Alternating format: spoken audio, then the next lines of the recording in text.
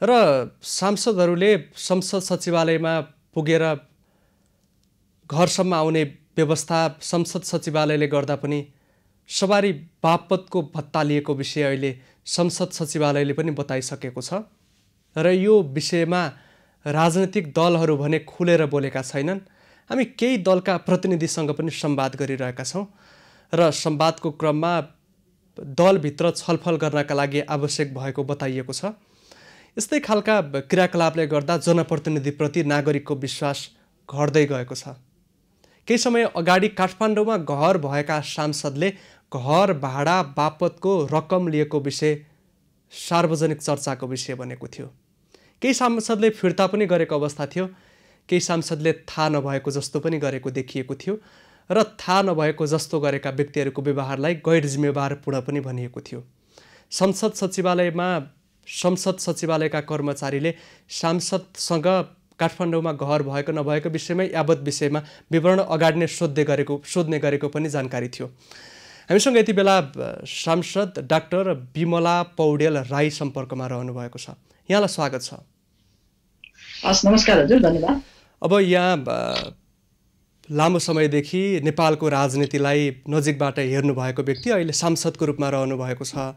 अहिले यही समयमा अर्थतन्त्र पनि नराम्रोसँग प्रभावित भयो। यो यहाँ राष्ट्रिय योजना आयोगमा पनि बस्नु भएको, यो स्थानीय तहदेखि लिएर सङ्घीय सरकारसम्म सांसद विकास कोषमा बजेट बढाउनेदेखि विभिन्न किसिमका गतिविधि भइरहेका छन्। अर्कोतर्फ अर्थतन्त्र सङ्कटमा परेको, अब खर्च धान्न गाह्रो भएको भनेर बताइएको छ। यो खर्च न्यूनीकरण गर्नको लागि, मितव्ययिता अपनाउनका लागि जनप्रतिनिधिको भूमिका के हुन सक्छ? जनप्रतिनिधिहरूको तीनटा प्रमुख भूमिका हो, त्यो बारेमा मैले यहाँहरूलाई सम्झाइरहनु नपर्ला। एउटा कानुन बनाउने कुरा भयो, अर्को सरकारले गरेको काम कारबाहीको अनुगमन गरेर सरकारलाई जवाफदेही बनाउने र जनताको सवालहरूको, जनजीविकाका सवालहरूलाई संसदमा उठाउने। अब खर्चको मितव्ययिता, यो तीनटै कुराहरूमा संलग्न हुन्छ। हामीले कानुन बनाउँदाखेरि सरकारलाई चाहिँ यसो गर, यसो नगर, यसो गर्दाखेरि चाहिँ अर्थतन्त्रमा हानि हुन्छ भनेर सुझाव दिने, कानुन बनाउँदाखेरि त्यस्तै खालको कानुन बनाइदिने, यो एउटा महत्त्वपूर्ण काम भयो। अब अहिले सरकारलाई जवाफदेही बनाउने कुरामा चाहिँ हामीले भनिआएको भनेको नेपालमा अहिले चाहिँ यो सार्वजनिक खर्चको पुनरावलोकन गरेको जुन प्रतिवेदन छ, त्यो प्रतिवेदनलाई हेरेर त्यो प्रतिवेदनमा भने अनुसार सबै गर्न सकिन्छ सकिँदैन थाहा छैन, कति गर्न सकिन्छ, धेरै समितिहरूलाई गाड्ने कुराहरू, मन्त्रालयहरूलाई चाहिँ पुनर्संरचना गर्ने कुराहरू, अनि अब विभिन्न कुरामा अब अनावश्यक खर्च त सरकारले गर्दैन भन्छु मैले, तर नगरी नहुने खालका कुराहरू बाहेक अरू कुराहरूलाई अहिले प्राथमिकतामा नपरेका कुराहरूलाई चाहिँ अलिकति घटाउने, त्यस्ता खालका कुराहरू घटाउने भन्ने बारेमा हामीले खबरदारी गर्ने हो। त्यो खबरदारी हामीले गरिरहेका छौँ। अब सङ्घीय संसदमा प्रतिनिधित्व गर्ने सांसदको त स्थानीय पूर्वाधार साझेदारी कार्यक्रम अन्तर्गतको रकम घटाइयो, विभिन्न प्रदेशले बढाएको अवस्था छ भनेको सांसदहरू, जनप्रतिनिधिहरू त विधायकको भूमिकामा त देखिएनन् भन्ने एकातर्फको टिप्पणी छन्। यहाँको धारणा के हो? यो पहिलादेखि पनि हामीले भनेको हो, यो सांसदहरूको तजबिजमा खर्च गरिने भनेर पहिला सुरु हुँदाखेरि यो कार्यक्रम त्यति बेला जति बेला सुरु भएको थियो त्यति बेला हामीसँग जनप्रतिनिधिहरू थिएनन्। विभिन्न तहमा, स्थानीय तहमा, अब प्रदेश त त्यति बेला छँदै थिएन होइन, सङ्घमा त्यति बेला चाहिँ स्थानीय जनप्रतिनिधिहरू नभएको अवस्थामा विकासको असाध्यै धेरै चाहिँ माग हुने स्थानीय जनताबाट, तर जनताबाट प्रतिनिधित्व भएर आउने सांसदले केही गर्न नसक्ने अवस्थामा यो सांसदको तजबिजमा विकासका कार्यक्रमहरू गराउन त भनेर अगाडिबाट सुरु भएको हो। अहिले त्यसको राजनीतिक परिवर्तन भएको छ। अहिले हामी चाहिँ अब जनप्रतिनिधिहरू तीनटै तहको सरकारमा जनप्रतिनिधिहरू भएको अवस्था छ। तर त्यही भएर जनप्रतिनिधिहरू विभिन्न तहमा भइसकेको अवस्थामा चाहिँ यो कार्यक्रम चाहिँ पहिलो कुरा त नराख्दै पनि हुन्थ्यो। मलाई साँच्चै भन्नुहुन्छ भने व्यक्तिगत रूपमा त यो कार्यक्रमको आवश्यकता अब छैन, किनभने स्थानीय जनप्रतिनिधिहरू हुनुहुन्छ, उहाँहरूले नै गर्ने हो विकासका कार्यक्रम भनेर नै भन्छु मैले। तर प्रत्यक्ष रूपमा निर्वाचित भएर आउनुहुने सांसदहरूको अहिले पनि एउटा व्यावहारिक समस्या मैले के देख्छु भने जनताले उहाँहरूसँग बाचा गराएका हुन्छन्। यहाँ पुल हाल्ने यहाँ बाटो हाल्ने भनेर बाचा गराएका हुन्छन्। अब उहाँहरू आउनु भएको छ नीति बनाउने काममा, नीति र कानुन बनाउने काममा हुँदाहुँदै पनि आफ्ना केही आफूले बाचा गरेका केही कुराहरूलाई चाहिँ संयोजन गर्न सकिन्छ कि अगाडि बढाउन सकिन्छ कि भन्ने हिसाबमा यो कार्यक्रम हुनुपर्छ भनेर प्रत्यक्ष निर्वाचित सांसदहरूले लबी गर्दै आउनुभएको अवस्था पनि हो। यो अवस्थामा मैले चाहिँ के देख्छु भने यो पहिला जसरी सांसदको पूर्ण तजबिजीमा खर्च हुने भनेर स्थानीय पूर्वाधार कार्यक्रम राखिएको थियो, अहिले चाहिँ प्रत्यक्ष निर्वाचित सांसदको संयोजनमा स्थानीय तहले नै परिचालन गर्ने गरिकन यो कोषलाई यसरी परिमार्जन गरिएको छ। त्यो हिसाबमा यसलाई एकदम प्रत्यक्ष रूपमा स्थानीय तहले र निर्वाचित अनि त्यहाँबाट अन्य तरिकाले आउनुभएका सांसदहरूले को सुझावलाई लिएर एकदमै प्रत्यक्ष रूपमा जनताको मागलाई सम्बोधन गर्ने गरिकन यो स्थानीय पूर्वाधार कार्यक्रम लैजानुपर्छ भन्ने मलाई लाग्छ। अब यहाँ चाहिँ विदेशमा पढ्नु भएको व्यक्ति, विभिन्न राष्ट्रिय अन्तर्राष्ट्रिय संस्थामा विकास साझेदार संस्थाहरूमा विकास विज्ञको रूपमा रहनु भएको व्यक्ति, राष्ट्रिय योजना आयोगमा समेत रहनु भएको व्यक्ति, अहिले खर्च कटौती गर्नको लागि समस्या छैन भनेर सबैतर्फबाट भनिएको छ। यद्यपि राष्ट्रिय खर्च अब गर्नको लागि पुँजी अभाव भएको पनि भनिएको छ। यो समयमा विकास बजेट घटाएर अब देशभित्र अन्य क्षेत्रमा खर्च गर्नतर्फ लाग्नुपर्छ भन्ने आवाज उठिरहेको छ। अहिलेको अवस्थामा यो उठेको विषय चाहिँ कति व्यवहारिक हो? यस्तो छ, अब हिजो मात्रै पनि मन्त्री परिषदले निर्णय गरिसकेको छ पहिला खर्च नभएको स्थानीय विकास पूर्वाधारको बजेटलाई चाहिँ स्वास्थ्य पूर्वाधारमा लगाउने भनेर। अहिले नै पनि जुन विकास बजेट भनेर स्थानीय तहमा गएको छ त्यसलाई सबैभन्दा पहिलो आवश्यकता अहिले स्वास्थ्यका पूर्वाधारहरूमा हो, त्यतातिर खर्च गरियो र त्यसपछि चाहिँ आर्थिक पुनरुत्थान गर्नुपर्ने क्षेत्रहरू जस्तो अहिले धेरै व्यापारीहरूको, उद्यमीहरूको, सेवा क्षेत्रमा भएकाहरूको एकदमै अवस्था नाजुक छ बन्दाबन्दीको कारणले गर्दाखेरि। मतलब त्यसलाई पुनरुत्थान गर्नको लागि खर्च हुन्छ भनेदेखि त्यसले सान्दर्भिकता लिन्छ होइन र अब आफ्नै किसिमले आफ्नै प्राथमिकतामा यो बजेट गयो भने त्यसको सान्दर्भिकता हुँदैन। तर खर्चको आवश्यकता चाहिँ हो र अहिले खर्च घटाउनु पर्ने पनि आवश्यकता चाहिँ एकदमै धेरै छ। फजुल खर्चलाई नियन्त्रण गर्नै पर्छ। अब यो विषय एकातर्फ जोडतोडका साथ उठिरहेको छ। खर्च पुनरावलोकन आयोगको प्रतिवेदन पनि पूर्ण रूपमा कार्यान्वयन गर्नको लागि केही चरण अगाडि बढेको देखिए पनि त्यसतर्फ पनि सरकारको मनस्थिति नभएको टिप्पणी भइरहेको छ। अर्कोतर्फ संसद सचिवालयका बाट उपलब्ध गाडीबाट बैठक पुगेका व्यक्तिहरूले फेरि सवारी बापतको रकम लिएको विषय पनि आइरहेको छ। यो विषयलाई कसरी हेर्ने? अब मेरो अनुभवमा चाहिँ के छ भने जुन दिन संसदको बैठक बस्छ त्यो दिन 1000 यातायात भाडा र यातायातको खर्च र 1000 बैठक खर्च भनेर दिने गरेको छ। त्यो चाहिँ मैले देखेको छु। म आफू त अब आफ्नो गाडीमै जाने भएको भएर यो विषयमा म धेरै बोल्न सक्दिनँ, तर मैले कतिपय सांसदहरू देखेको छु जो चाहिँ बन्दाबन्दीको बेलामा अरूसँग लिफ्ट लिएर अथवा ट्याक्सी रिजर्भ गरेर त्यसमा चाहिँ आफ्नो आइडी कार्ड देखाउँदै अथवा कति चाहिँ मोटरसाइकलमा चाहिँ लिफ्ट लिएर आइराख्नु भएको पनि देखेको छु। अब त्यो हिसाबले पैसा खर्च गरेर आउनु हुने, बैठक भएको दिनको यातायात खर्च लिनुहुने सांसदहरूको हकमा त्यो त्यति ठुलो कुरा हो जस्तो मलाई लाग्दैन। किनभने सांसदहरूले एउटा त त्यो राष्ट्रिय सभाको प्रतिनिधि सभाको बैठक बसेको दिनको यातायात भत्ता पाउनुहुने हो, तर त्योभन्दा अगाडि पछाडि उहाँहरूले 100औं बैठक बस्नुहुन्छ, सरकारवालाहरूसँग बैठक बस्नुहुन्छ, अन्य कमिटीहरूमा बैठक बस्नुहुन्छ।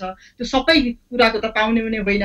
त्यो हिसाबमा एउटा र अर्को चाहिँ खर्चै गरेर आइपुग्नु हुने सांसदहरूलाई त यातायात भत्ता 1000 रुपियाँ खर्च हुन्छ नै। तर कुनै कुनै सांसदहरूलाई यदि चाहिँ अब त्यो पनि मलाई त्यति धेरै जानकारी छैन, तर कुनै कुनै सांसदहरूलाई छरिएर बस्नुभएका सांसदहरूलाई संसद सचिवालयले गाडीको व्यवस्था गरेको हो भने त्यो दिनको नलिँदाखेरि राम्रो हुन्छ। मान्यज्यू, यो त यसले अर्थतन्त्रमा धेरै ठुलो टेवा पुर्याउनु पनि होइन, तर यस्तै विषयले गर्दा नागरिकहरूको जनप्रतिनिधिप्रतिको विश्वास गुमेको छ। यो त नैतिकताको प्रश्न हो नि? होइन, नैतिकताको एकदमै ठुलो प्रश्न हो। तर मैले अघि नै भने नि जसले चाहिँ आफै व्यवस्था गरेर आउन सक्नुहुन्छ उहाँहरूको लागि त समस्या छैन होला, तर दूर दराजबाट काठमाडौँमा डेरा गरेर बस्नुहुने र त्यो यातायात व्यवस्था आफ्नो साधन नभएका यातायात हायर गरेरै ट्याक्सी नै हायर गरेर जानुहुने सांसदहरूको लागि त फेरि त्यो खर्च पनि हो नि। होइन, हामीले मान्यज्यू सामान्य अवस्थाको कुरा गरिरहेका छैनौँ। अहिले लकडाउनको समयमा संसद सचिवालयकै गाडीमा पुगेका मान्यज्यूहरूले फेरि पनि सवारी बापतको भत्ता लिनु यो विषयमा हो कि त्यो जोड गलत प्रश्न हो। त्यो उठेको मैले छ? अघि नै भने हामी थुप्रै खालका सांसद छौँ। कोही आफ्नै गाडीमा जान्छौँ, आफ्नै व्यवस्था गर्छौँ, कोही चाहिँ सार्वजनिक गाडीमा जान्छौँ र कोही चाहिँ संसद सचिवालयले गाडीको व्यवस्था गर्छ। संसद सचिवालयले गाडीको व्यवस्था गरेको हकमा त्यस्ता सांसदहरूले त्यो लिनु हुँदैन। यो मैले अघि नै भनिसकेँ तपाईँलाई। अब असंलग्न क्षेत्रका व्यक्तिहरूको रोजगार कटौती भएको छ, धेरै व्यक्तिहरू नोहरूको नोपेको अवस्थामा छन्। अब संसद नचलेको समयमा पनि सांसदले तलब लिएको देखियो। अब हाउस बन्द भएपछि पनि नोहरूको नोपेको अवधारणा संसदभित्र किन प्रवेश गर्न सकिँदैन, किन प्रवेश गराउन सकिँदैन भन्ने खालको आवाज उठेको छ। सांसदलाई नोहरूको नोपेको अवस्थामा ल्याउनका लागि अहिलेको अवस्थामा नसक्ने अवस्था छ र? त्यस्तो त नहोला। मलाई कस्तो लाग्छ भने सांसदले किन तलब लिए भन्ने कुरा त सांसद बैठकहरू बसे पनि नबसे पनि सांसदको नियमावलीमा कोषमा अब त्यो एउटा जसरी चाहिँ सरकारी कर्मचारीहरूको तलब नियमित हुन्छ त्यस्तै प्रकारले सांसद सचिवालयले सांसदको तलब चाहिँ नियमन गर्छ र नियमअनुसार पाउने तलब उनीहरूले पाउँछन् नियमित रूपमा। अब साह्रै गाह्रो भयो, भोलि तलब कट्टा गर्नु पर्यो भने सायद सरकारले निर्णय पनि गर्छ होला र कटाउनु पर्छ भने त्यहाँ कटाउनु पनि पर्ने अवस्था आउँछ। अब अहिले कटाउनु पर्ने अवस्था आएको छैन होला, दिइराखेको छ। नियमित रूपमा पाउने तलब पाइरहेका छन्। तर कानुनले नदिएको कुरामा, कानुनले वर्जित गरेको कुरामा र अनावश्यक खर्च चाहिँ गर्ने कुराहरूमा चाहिँ सांसदहरू पछाडि हट्छन् र पछाडि हटेकै छन् जस्तो पनि मलाई लाग्छ। यसमा चाहिँ एकदम त्यो बैठक नबसेको दिनको सुविधा पाएको अथवा चाहिँ त्यो यातायात त्यो त्यहाँ चाहिँ नआइकन चाहिँ सुविधा लिएको अथवा चाहिँ त्यो संसद सचिवालयले गाडी दिएपछि पनि सुविधा लिएको त्यस्तो भयो भनेदेखि चाहिँ प्रश्न उठाउनु स्वाभाविक हो। तर अहिले नियमित रूपमा तलब पाए भनेको त एउटा कुरा के विचार गर्नुहोस् भने सांसदहरू सांसद भएर आउँदाखेरि आफ्ना सबै अन्य प्रोफेसनलिजमहरू, अन्य प्रोफेसनल कामहरू छोडेर यसैलाई चाहिँ फुल टाइम काम, एकदम चाहिँ यो फुल टाइम नै हो मेरो यो काम भनेर नै आएका हुन्छन्। धेरै जसो चाहिँ दूर दराजबाट थुप्रै जिल्लाहरूबाट काठमाडौँमा डेरा गरेर बसेको हुन्छ। अब उहाँहरूले तलब पाउनु हुँदैन भनेर भन्नुभयो भने त यो पनि त्यति व्यावहारिक हुँदैन होला जस्तो लाग्छ। अब हामी करिब अन्तिममा छौँ। अहिले सङ्कटको अवस्थामा जनप्रतिनिधिको भूमिका अझ बढी प्रभावकारी बन्नुपर्ने हो, तर नागरिकको तहबाट धेरै प्रकारको गुनासो छ। सांसदहरूले नागरिकप्रति विश्वास बढाउनका लागि के गर्न सक्थ्यो? अहिलेको अवस्थामा कहाँनिर कमी छ? हामी अन्तिममा छौँ, संक्षेपमा जवाब चाहन्छु। सांसदहरूले थुप्रै मेहनत गर्नुपर्ने जरुरी छ। दुईटा कुरा छ। एउटा चाहिँ सर्वसाधारणले पनि सांसदहरूलाई हेर्ने दृष्टिकोण, जहिले पनि हामी नकारात्मक सोचबाटै मात्रै जानु पनि भएन। अलिकति के गर्दैछन् सांसदहरूले, यसो गर्नु पर्यो भनेर सांसदहरूलाई झकझकाउने कामहरू पनि गर्न जरुरी छ।